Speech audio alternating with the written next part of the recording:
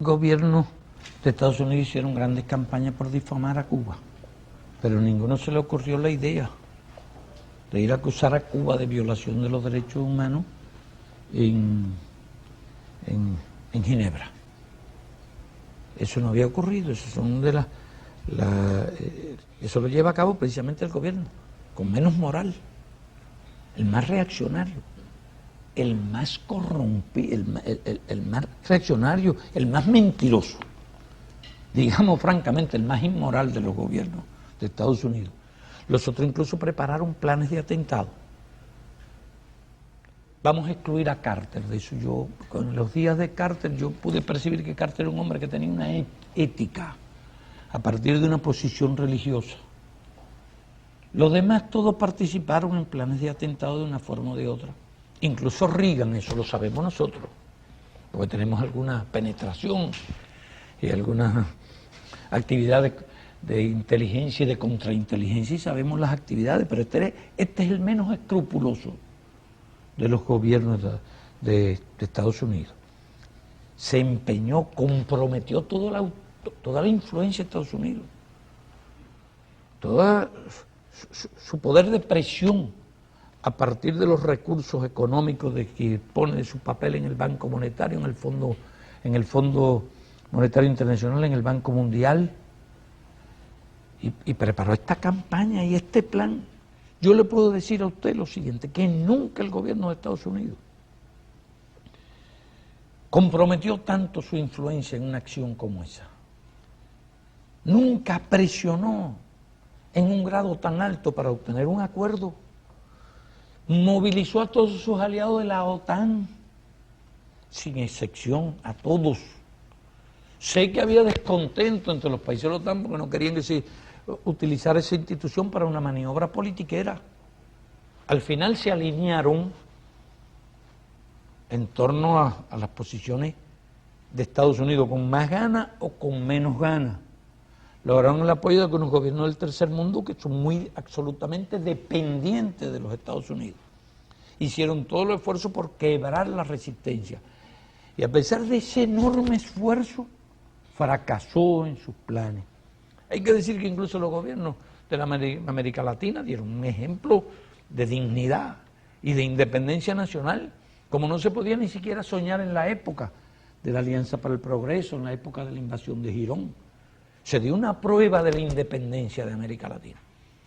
Claro, esto es un proceso que viene avanzando.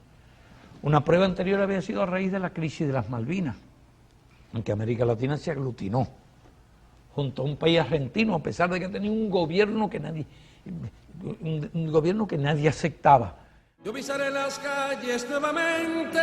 El Combinado del Este, la gran cárcel en las afueras de La Habana, es uno de los símbolos más usuales que aparecen en las denuncias que llegan desde los Estados Unidos sobre la falta de libertad del régimen cubano.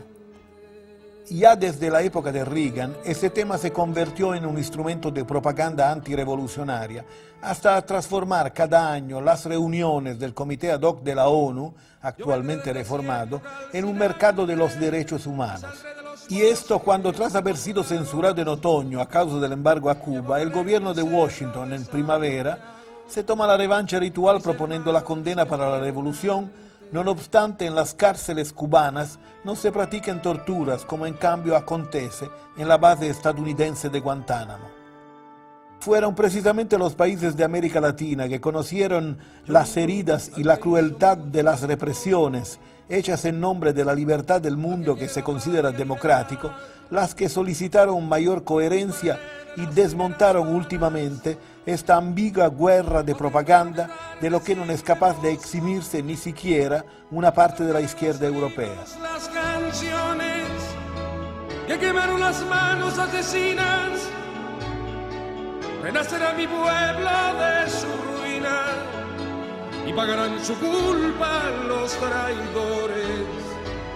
Los 600 prisioneros políticos que Amnistía Internacional atribuye a la Cuba bajo asedio son una culpa para la revolución, pero no más grave de las culpas que tienen los mismos Estados Unidos que, mientras afirman luchar contra el terrorismo, lo apoyan en contra de la isla.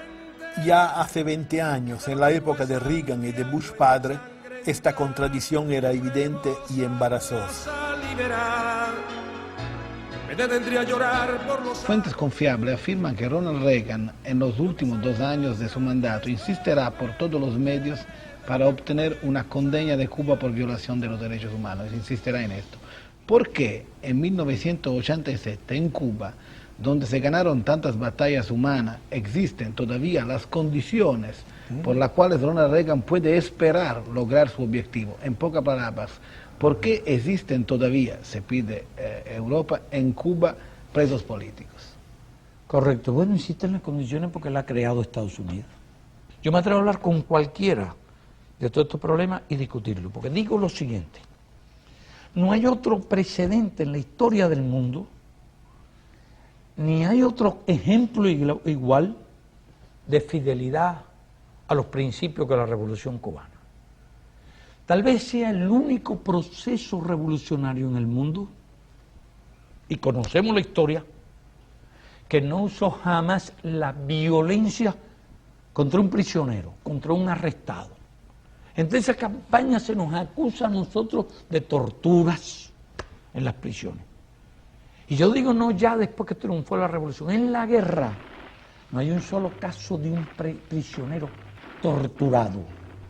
Ni aun allí, cuando cualquiera hubiera podido buscar un pretexto de información, de necesidad de información militar para salvar la propia tropa o para ganar una batalla.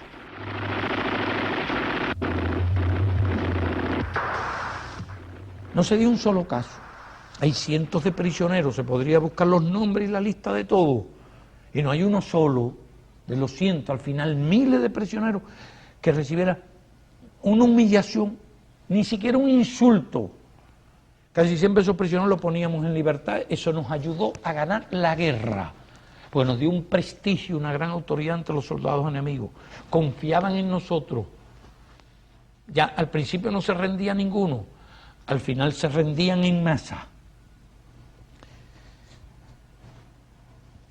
La revolución nuestra se hizo en virtud de una serie de ideas, valores, de una conciencia en el pueblo profunda, de repudio al crimen y a las torturas. Así se educó nuestro pueblo.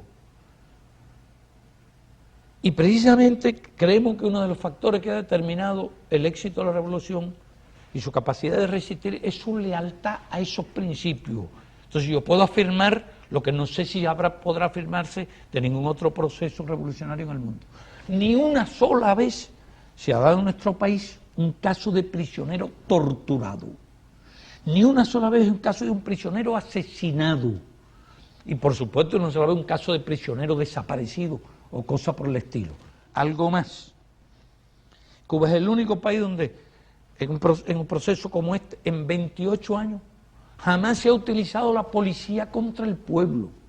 No hay un solo caso de una manifestación popular disuelta por la policía. No hay un solo caso de represión contra el pueblo en que se haya usado un perro, o gases lacrimógenos, o balas de goma. Eso que vemos todos los días en Estados Unidos y en Europa, contra los pacifistas, contra los huelguistas, contra los negros, no se ha dado jamás en 28 años. ¿Cómo se puede explicar eso? Sin el consenso pleno, sin el apoyo a la revolución de todo el pueblo.